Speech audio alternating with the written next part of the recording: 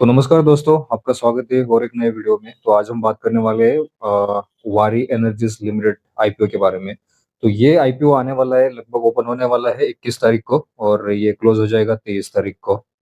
तो चलिए शुरू करते हैं इस कंपनी के डिटेल्स के बारे में। तो कंपनी करती क्या है, आपको इस आईपीओ में अप्लाई करना चाहिए या नहीं करना चाहिए, आईपीओ अप्लाई करना चाहिए तो इसका हमें कितना बेनिफिट हो सकता है, तो इन सारे सवालों के जवाब आपको इस वीडियो में मिलेंगे। तो आखिरी तक वीडियो देखिएगा।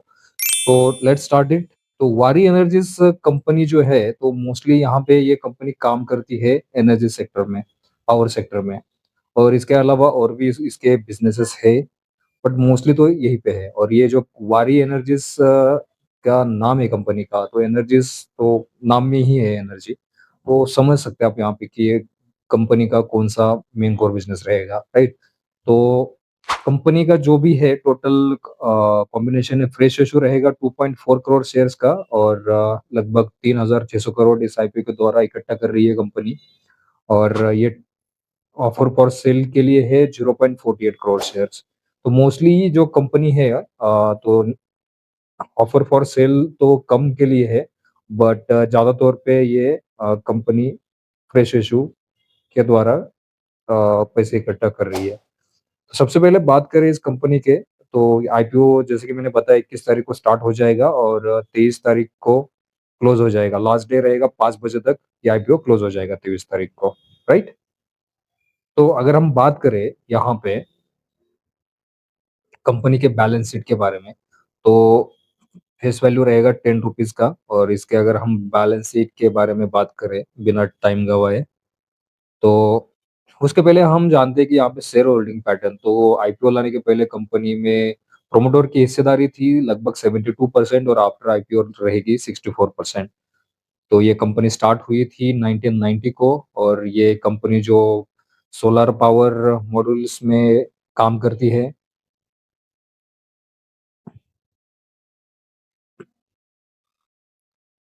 तो अभी कंपनी का एसेट स्टार्ट बैलेंस शीट है ये। तो यहाँ पे अगर 2022 से लेके 2024 तक ईयरली बैलेंस शीट है और लास्ट के एक क्वार्टर का यहाँ पे बैलेंस शीट है। फर्स्ट क्वार्टर यानी कि 30 जून का रहेगा। तो यहाँ पे अगर हम एसेट की बात करें तो 2022 में कंपनी के पास एसेट थे 2200 लाख के।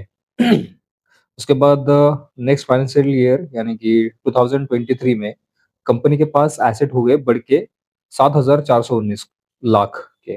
उसके बाद 11,300 लाख के। मतलब हालाँकि कंपनी कंसिस्टेंटली अपने एसेट बढ़ा रही है, तो ये प्लस पॉइंट होता है इस आईपीओ के बारे में, या आईपीओ में इन्वेस्ट करने के लिए।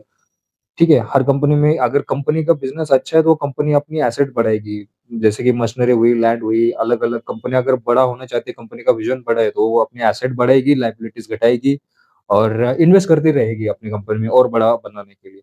रेवेन्यू की बात करें तो कंपनी का रेवेन्यू है 2022 में था 2,900 945 लाख का, फिर बढ़ के 2023 में हो गया 6,860 लाख का और फिर बढ़ के 11,632 लाख का। और अभी करंटली एक फर्स्ट क्वार्टर की बात करें, पहले 3 तिमाही का, तो यहाँ पे लगभग 3,500 लाख का रेवेन्यू जनरेट किया है कंपनी ने एक क्वार्टर में।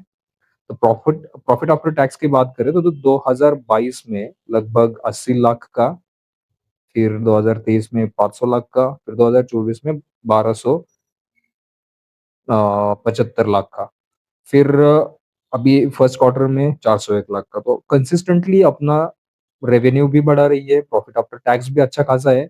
नेटवर्थ की बात करें तो 2000 यहाँ पे 22 में 427 लाख है, फिर 1826 लाख है, फिर 4,074 लाख का। मतलब देख रहे हैं आप कितना बढ़ा रही है, लगभग डबल से भी ज़्यादा हो गया है यहाँ पे, ठीक है? और हर साल में डबल से ज़्यादा हो रहा है नेटवर्थ, राइट? ये प्लस पॉइंट होता है कंपनी का। तो यहाँ पे और फर्स्ट क्वार्टर की बात करें तो 4,471, मतलब एक क्वार्टर में इतना है। रिजर्व और सरप्लस की बात करें, हर क्वार्टर में कंपनी का रिजर्व और सरप्लस बढ़ता ही रहना चाहिए, क्योंकि कंपनी के बैंक अकाउंट में पैसे होने चाहिए, क्योंकि कभी इमरजेंसी में ज़रूरत पड़े, लोन रिपेमेंट करने की बात करें, तो यहाँ पे रिजर्व अच्छे खासे होने चाहिए। और यहाँ पे अगर बात करें तो कंपनी के डेब्ट से ज़्यादा रिजर्व पड़ा हुआ है, तो मतलब लोन कुछ भी नहीं है। देख रहे हैं, अब 2022 में 230 लाख है रिजर्व और लोन है 313 लाख। फिर 22 में ये बात करें 2022 का है, ये 2023 का है। 2023 की बात करें तो 500 585 लगभग 586 लाख का रिज़र्व पड़ा है। और फिर यहाँ पे अगर बात करें टोटल बोरोइंग की तो 273 लाख ओनली, तो मतलब कर्ज़े से ज़्यादा रिज़र्व पड़ा है, तो हम एक झटके में पे कर सकती है कंपनी, राइट? तो यहाँ पे दिक्कत की बात नहीं है कुछ भी, आप यहाँ पे लोन ज़ीरो मान के चल सकते हो, ना के बराबर है लोन, ठीक है? और अभी 2024 की बात करें फाइनेंशियल ईयर की, तो यहाँ पे कंपनी के पास रिज़र्व पड़े 3,825 लाख के और 317 का बोरोइंग है। फिर अभी फर्स्ट क्वार्टर की बात करें तो और भी मतलब 2464, मतलब यहाँ पे आपको कम दिखाई दे रहा होगा, बट क्या है ना कि यहाँ पे 1 क्वार्टर का है, तो हर क्वार्टर के हिसाब से और बढ़ता रहेगा रिज़र्व। और बोरोइंग की बात करें तो और भी कम हो गया है, ठीक है? तो ये प्लस पॉइंट है। और balance sheet, reserve and surplus और कैपिटल एक्सपेंडिचर जो भी है, सब कुछ ठीक-ठाक है, लोन ना के बराबर है, आप ज़ीरो भी पकड़ के चल सकते हैं, ठीक है? और अभी कंपनी का जो मार्केट कैपिटलाइज़ेशन है, लगभग 43,000 करोड़ का है। अ, सॉरी, मैं आपको बात करूँ यहाँ पे, तो ये जो बैलेंस शीट है, ये लाख में नहीं है, ये करोड़ में है, ठीक है? जो भी मैंने लाख में बताया, क्योंकि क्या है ना कि मैं एसएमई आईपीओ को देखते-देखते मुझे लगा कि ये भी एसएमई में ही है, तो इसकी वजह से मैं लाख में काउंट करता रह गया, ठीक है? बस ये क्लियर रखिए कि जहाँ-जहाँ पे मैंने लाख बोला है, वो करोड़ है। मतलब जैसे कि 22-37 लाख बोला है, बट ये करोड़ है, ठीक? तो अभी की परफॉर्मेंस की बात करें तो यहाँ पे आरओई की बात करें तो कंपनी का आरओई है लगभग 9 का मान सकते हैं आप। आरओसी 9.45 और डेब्ट टू इक्विटी जैसे कि मैंने कहा ना के बराबर है 0.06, मतलब कुछ भी नहीं है। और रिटर्न ऑन नेटवर्क की बात करें तो 8.81 लगभग 9% है। और प्रॉफिट आफ्टर टैक्स की मार्जिन की बात करें तो 11.5 के आसपास है। अभी ईपीएस की बात करें तो कंपनी का जो ईपीएस है प्री आईपीओ था 48.69 और आफ्टर आईपीओ रहेगा 56.16, मतलब ईपीएस जितना ज्यादा रहेगा उतना अच्छा है कंपनी के लिए। पी की बात करें तो पी जितना कम होगा उतना अच्छा होता है, क्योंकि हमें और सस्ते में मिलेगी कंपनी। हालांकि ये डिपेंड करता है कंपनी टू कंपनी, ऐसा नहीं है कि हर कंपनी का पी सस्ता है मतलब कंपनी अच्छी है, या कम पी ज्यादा है मतलब कंपनी खराब है, ऐसा नहीं होता है। और भी कई पैरामीटर के थ्रू हमें जांचना होता है, रिसर्च करनी होती है, देखना होता है कि क्या है क्या नहीं है, कंपनी अच्छी रहेगी नहीं रहेगी, रिटर्न अच्छा बना के देगी या नहीं देगी, राइट? तो ये कई सारे पॉइंट को मद्देनज़र रखते हुए हमें ये डिसीज़न लेना होता है। तो यहाँ पे अगर हम ईपीएस की बात करें, पी की बात करें तो पी सस्ते में मिल रहा है, हालाँकि इसके कॉम्पिटिटर कंपनी का भी देखिए आप, पी तो इससे भी ज़्यादा है। तो दैट्स व्हाई, और ये कंपनी का फ्यूचर अच्छा है, ब्राइट है। दैट्स व्हाई कि मैं इस आईपीओ में पैसा लगा रहा हूँ अपना, तो आप भी मतलब आपके हिसाब से देख सकते हो, कोई रिकमेंडेशन नहीं है आपको। और जो कंपनी का जो आईपीओ है, जनरल कॉर्पोरेट पर्पज़ के लिए पैसा जुटा रही है। Part finance the cost of servicing, मतलब कंपनी 6 गीगावाट का एक प्लांट बिठाने के लिए सोलर सेल और सोलर पीवी मॉड्यूल मैन्युफैक्चरिंग की फैसिलिटी भी, मतलब नया एक प्रोजेक्ट के लिए कंपनी को पैसा लगेगा, वहाँ से नया प्रोजेक्ट स्टार्ट करेगी, नई मैन्युफैक्चरिंग सिस्टम बिठाएगी।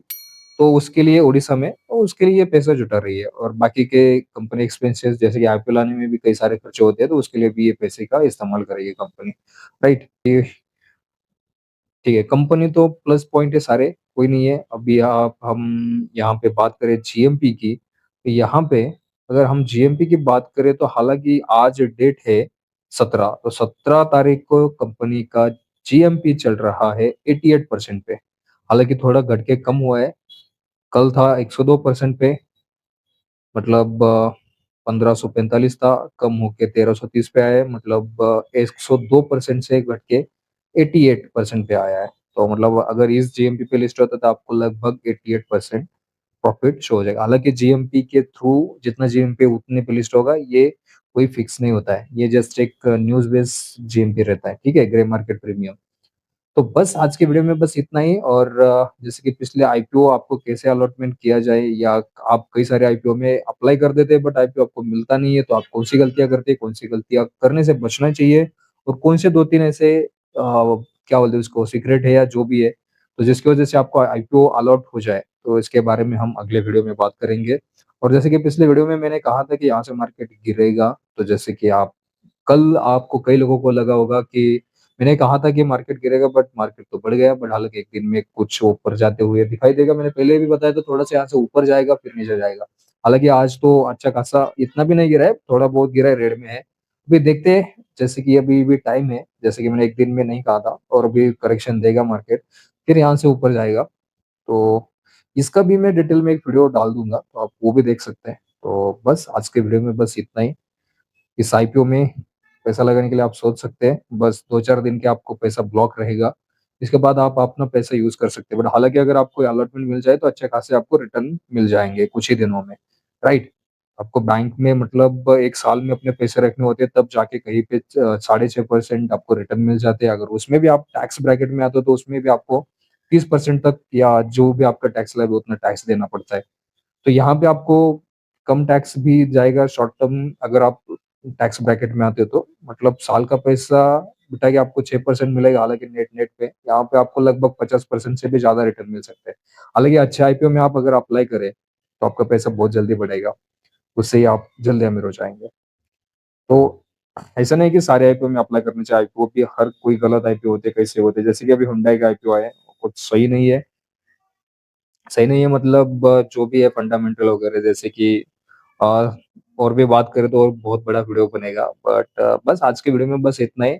शॉर्ट में बात करें तो हुंडई का जो आईपीओ आ रहा है वहाँ पे कंपनी पैसा जुटा रही है लोगों से और उसके पहले आईपीओ लाने के पहले कंपनी ने लगभग जितना रेवेन्यू है, रेवेन्यू से ज़्यादा डिविडेंड बाँट दिया अपने शेयर होल्डर को।